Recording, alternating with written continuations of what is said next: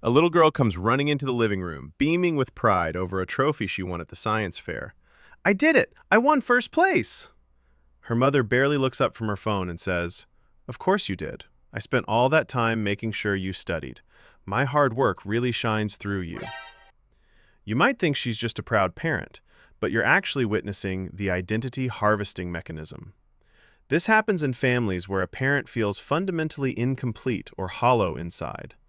Instead of fixing their own void, they treat you like a resource to be mined. They don't see your joy as yours. They see a battery they can plug into to feel alive. 10 years later, you're a teenager who finally finds a style you love. You buy a vintage jacket and feel like yourself for the first time. I really like how I look in this. Your dad looks at you and says, That's exactly what I used to wear. You're just a mini me. I'm glad I taught you some taste.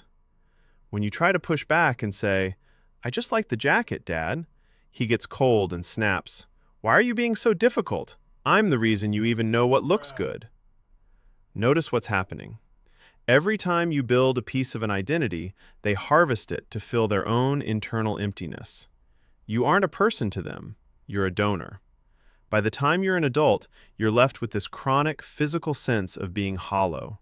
You feel like a ghost in your own life because your foundational self was used as a stabilizer for someone else's fragile ego. You try to tell them you're burnt out and need space. I can't come over today, I'm just too tired. They cry and say, But you're the only thing that makes me happy. How can you be so cruel? It's not love, it's consumption. You feel empty today because you were never allowed to keep what you built. You were the organ donor for a soul that refused to grow its own.